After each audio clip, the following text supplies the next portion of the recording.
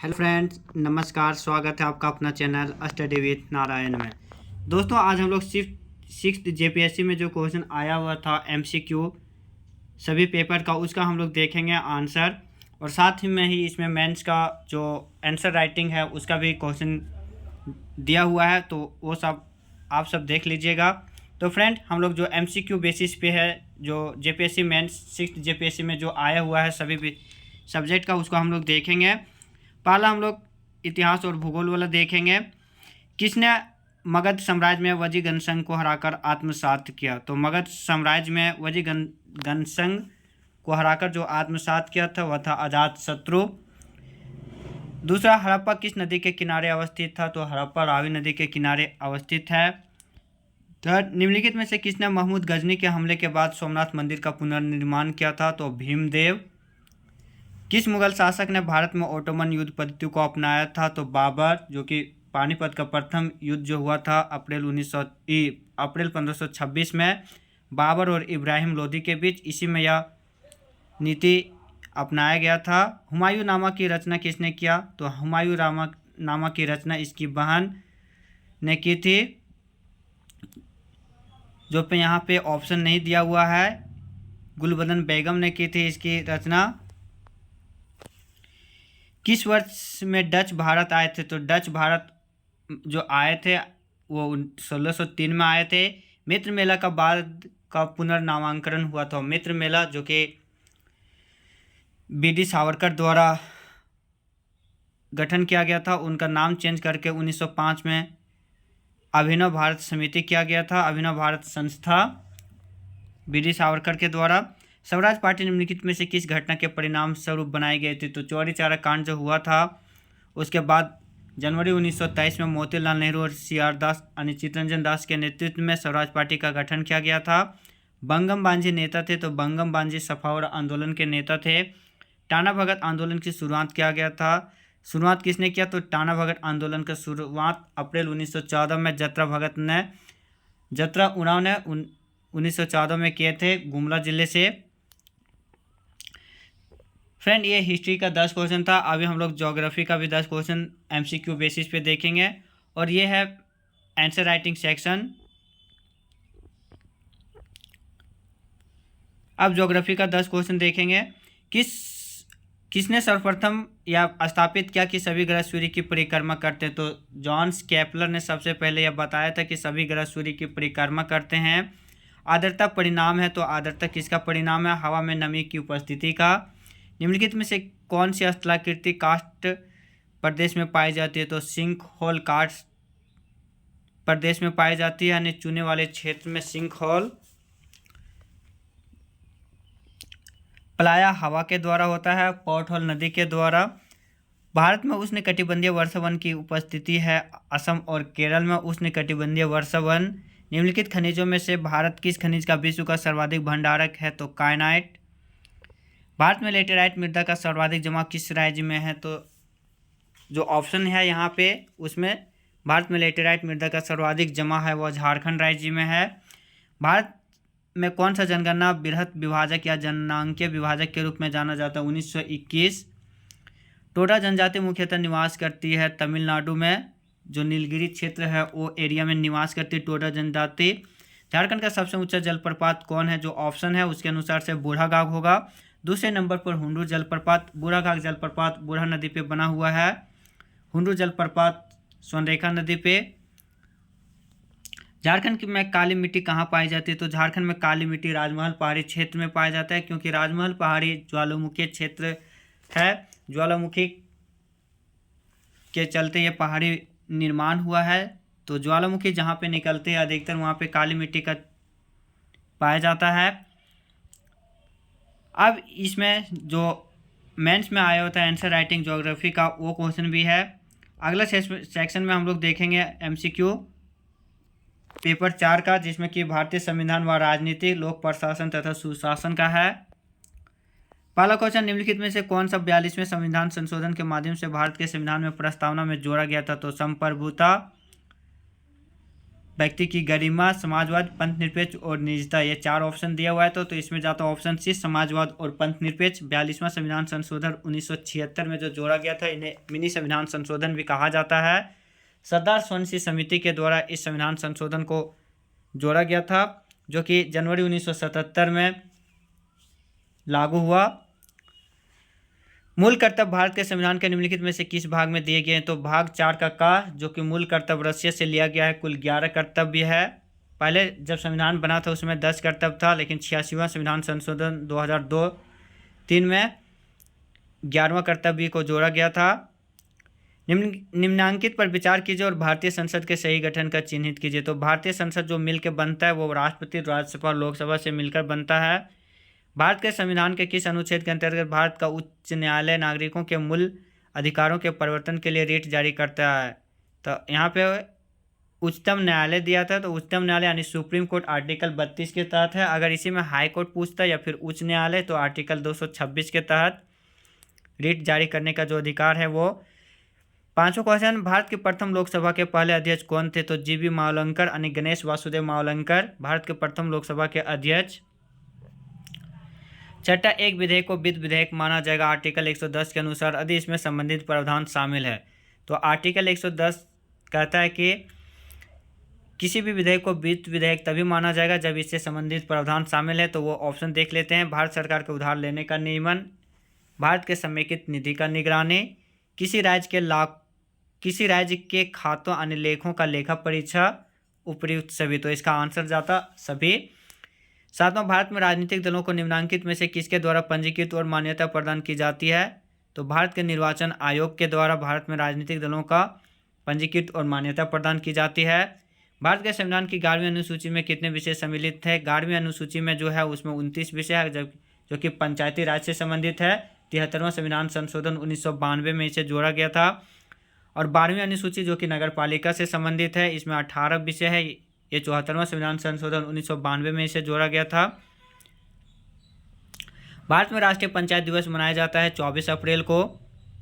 पंचायती राज दिवस 24 अप्रैल 1993 को लागू हुआ था, इसीलिए पंचायती राज दिवस प्रत्येक वर्ष 24 अप्रैल को मनाया जाता है। भारतीय संविधान में निम्नलिखित में से कौन सा एक अनुच्छेद भारत में राज्य के एक राज्यपाल के रूप में एक व्यक्ति की नियुक्ति के लिए योग्यता निर्धारित करता है? तो आर्टिकल 157 राज्यपाल की योग्यता।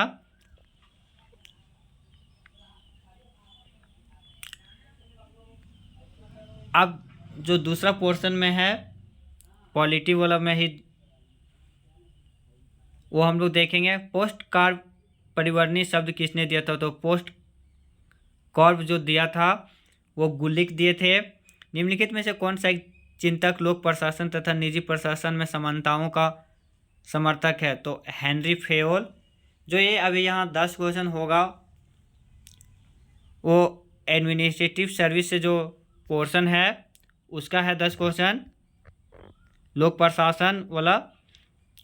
तीसरा क्वेश्चन, यदि हमारी सभ्यता विफल होती है तो यह मुख्यतः प्रशासन के ध्वस्त होने के कारण होगा, यह कथन दिया गया है।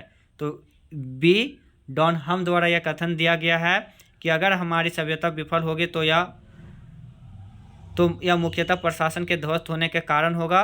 बी डॉनहम द्वारा यह कथन दिया गया था। रिसर्च एवं एनालिसिस विंग रॉ निम्नलिखित में से किसका भाग है? तो गृह मंत्रालय का भाग है।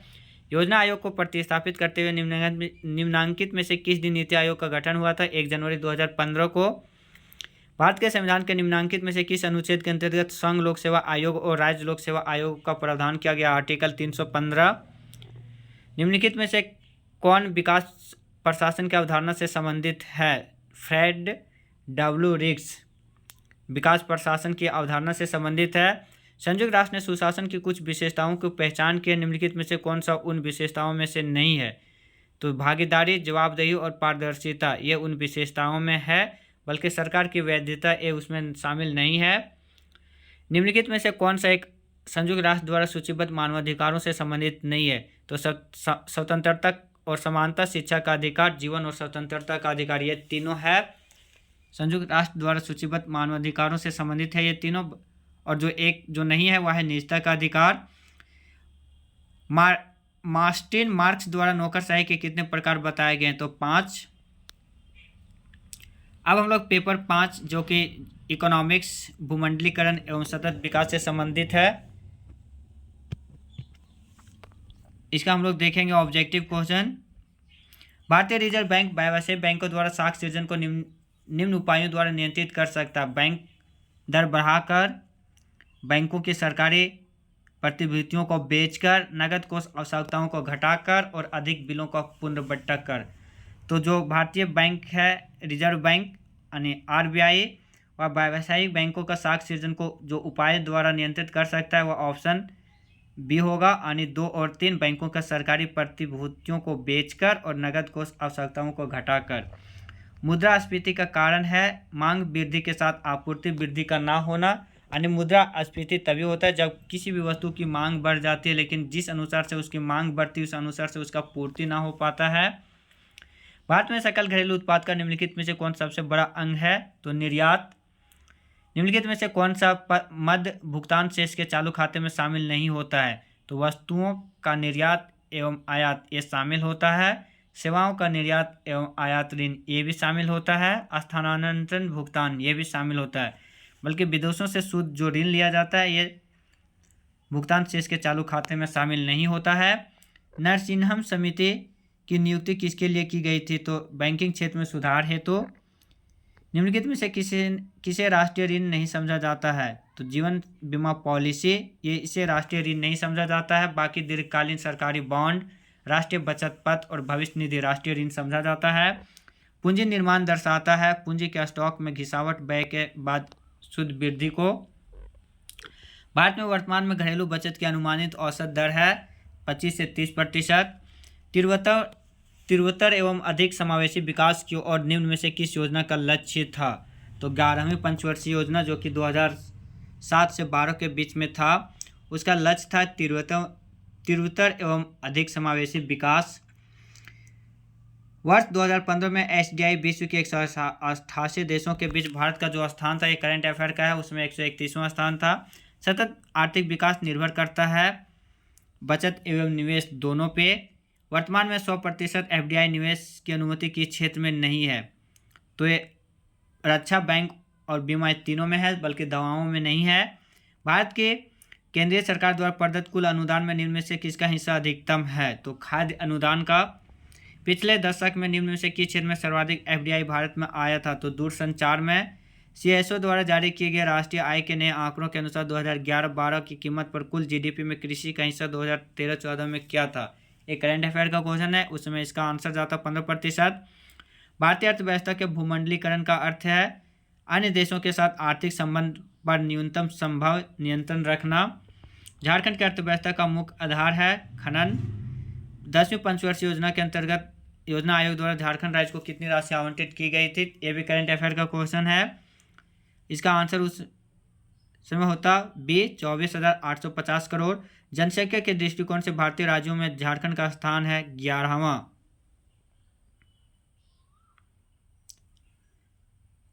फ्रेंड, अगर इसका सही से आंसर देखा जाए तो इसका आंसर इनमें से कोई नहीं ज़्यादा है। जनसंख्या की दृष्टि से भारतीय राज्यों में जो झारखंड का स्थान है वो 14वां रैंक है। झारखंड में निम्नलिखित में से कौन सा क्षेत्र सर्वाधिक वनाच्छादित है? तो जो ऑप्शन है उसमें घाटशिला सर्वाधिक वन आच्छादित क्षेत्र है, जो कि पूर्वी सिंहभूम में आता है। ये भी ऑप्शन गलत है। सही से अगर इसमें देखा जाए तो सर्वाधिक वन आच्छादित क्षेत्र हो जाएगा वो चतरा हो जाएगा अभी वर्तमान डाटा के अनुसार से। अगर लातेहार देता तो वो हो जाता। अब हम लोग नेक्स्ट पेपर देखेंगे जो कि जनरल साइंस, इन्वायरमेंट और इंफॉर्मेशन टेक्नोलॉजी से संबंधित है। 20 हर्ट्ज से कम आवृत्ति वाले ध्वनि को क्या कहते हैं? तो अवश्रव तरंग बोलते हैं, इनऑडिबल साउंड। आप किसी वस्तु को जमीन से एक टेबल पर उठाकर रखते हैं तो इस क्रिया में संपादित कार्य निर्भर नहीं करता है तो वस्तु के वजन पर, यानी ये पोटेंशियल एनर्जी होता है। पोटेंशियल एनर्जी जिसका फॉर्मूला होता है mgh, mass, gravitational acceleration due to gravity और हाइट। तो वस्तु के वजन यानी मास ये पे डिपेंड करेगा। इस क्रिया में आपने कितना समय लगाया ये भी डिपेंड करेगा और आपके वजन पर डिपेंड भी करेगा। जो नहीं डिपेंड करेगा वस्तु के कौन से पथ पर आपने उठाया ये डिपेंड नहीं करेगा। सूर्य के चारों परिक्रमा करने वाली पृथ्वी का पथ क्या है? तो दीर्घवृत्ताकार इलिप्टिकल पथ। जब एक संरक्षित बल किसी पिंड पर सकारात्मक कार्य करता है तो इसकी स्थितिज ऊर्जा बढ़ती है। स्थितिज ऊर्जा पर क्या असर पड़ती है? तो जब एक संरक्षित बल किसी पिंड पर सकारात्मक कार्य करता है तो इसकी स्थितिज ऊर्जा घटती है। आनुवांशिक विषय के पिता किन्हें कहा जाता है? तो ग्रेगर जॉन मेंडल को। पुनरावस्था के अवस्थाओं की क्रमबद्ध सजा कर लिखें। तो पूर्वावस्था के अवस्थाओं का क्रमबद्ध जो है वो हो जाएगा लेप्टोटिन, जाइगोटिन, पैकेटिन, डेप्लोटिन और डाइकोनेसिस। हीमोफीलिया क्या है? तो हीमोफीलिया एक छूत की बीमारी है, नहीं। लिंग से संबंधित बीमारी ये भी नहीं। कुपोषण के कारण होता है ये भी नहीं, बल्कि इसका आंसर जो है हीमोफीलिया, जो कि आनुवांशिकता से संबंधित बीमारी है। इसका आंसर जाएगा ऑप्शन डी, इनमें से कोई नहीं। इनमें से किस ऑर्गेनल को कोशिका का पावर हाउस कहा जाता है? तो माइटोकॉन्ड्रिया का ऊर्जा गृह। पौधों के लिए पोषक तत्व जो आवश्यक है पोषक तत्व एनपीके, नाइट्रोजन, फास्फोरस और पोटासियम। निम्न पेड़ के उपयोग जो किया जाता है औषधि में, काष्ठ में और खाद्य सभी में। खाद्यान्न में निम्नलिखित फसलें सम्मिलित होती है। तो धान्य फसल यानी खाने वाला, दलहन, तिलहन, ये सभी खाद्यान्न में शामिल होता है। योजना आयोग रिपोर्ट 1989 में वर्गीकृत कृषि मौसम क्षेत्रों में झारखंड के क्षेत्र के अंतर्गत आता है। पूर्वी पठार और पहाड़ी क्षेत्र पे किन 4 घटकों द्वारा पारिस्थितिकी का निर्माण होता है? तो अजैविक पदार्थ, उत्पादक, उपभोक्ता और वियोजक, इनके द्वारा पारिस्थितिकी तंत्र का निर्माण होता है। रेन वाटर हार्वेस्टिंग क्या फायदे क्या है? तो ग्राउंड वाटर को डिस्चार्ज करता है, ये सही है। बाढ़ से बचाता है, ये भी सही है। पानी को बह जाने से रोकता है, उपयुक्त सभी हो जाएगा इसका आंसर। सरदार सरोवर प्रोजेक्ट किस नदी पे है? गुजरात के नर्मदा जिले पे, नर्मदा नदी पे है ये सरदार सरोवर प्रोजेक्ट, साधु बेट नामक टापू पे। इसी सरदार सरोवर प्रोजेक्ट पे जो सरदार वल्लभ भाई की प्रतिमा स्थापित किया गया है नर्मदा नदी के तट पे ही। रेड डाटा बुक में कौन सी सूचना है? तो रेड डाटा बुक में लुप्त प्राय पौधे और पशुओं की सूचना एकत्रित की जाती है। HIV एड्स एक्ट किस साल लागू हुआ था? तो HIV और एड्स जो एक्ट है, निवारण और नियंत्रण एक्ट, वह 2017 में लागू हुआ था। GIS किस तरह के डेटा से संबंधित है? तो GIS स्थानिक डेटा से संबंधित है। पारंपरिक ऊर्जा स्रोत है, तो इसमें जो होगा पारंपरिक ऊर्जा स्रोत पवन ऊर्जा, सौर ऊर्जा, नाभिकीय ऊर्जा, ये पारंपरिक नहीं है, ये ये नवीकरणीय ऊर्जा का स्रोत है। पारंपरिक और गैर पारंपरिक, ये सब गैर पारंपरिक है। गैर पारंपरिक में आता है नवीकरणीय, और पारंपरिक या फिर अनवीकरणीय में आता है पारंपरिक, और अनवीकरणीय में आता है कोयला। मीन जिनका एक बार उपयोग करने के बाद दोबारा उपयोग नहीं कर सकते हैं, वो अनवीकरणीय। तो यहाँ पारंपरिक ऊर्जा स्रोत यानी कोयला। निम्नलिखित में से कौन कुष्ठ रोग के कारण है? तो कुष्ठ रोग के जो कारण है वह है माइकोबैक्टीरियम ट्यूबरकुलोसिस। तो फ्रेंड, ये था 6 JPSC का जो मेंस हुआ था उसका हम लोग पूरा क्वेश्चन देखें। इसका PDF टेलीग्राम लिंक पे डाला हुआ है, आप सब देख लीजिएगा। इसमें हम लोग केवल जो ऑब्जेक्टिव क्वेश्चन पे था चारों पेपर का जो 20-20 क्वेश्चन वो हम लोग देखें, मीन टोटल 80 क्वेश्चन। तो फ्रेंड, मेरा यह क्लास या मेरा यह प्रयास कैसा लगा आप सबों को अपना कमेंट जरूर दीजिएगा, और साथ में ही चैनल को लाइक, शेयर और सब्सक्राइब जरूर कीजिएगा। धन्यवाद। जय हिंद।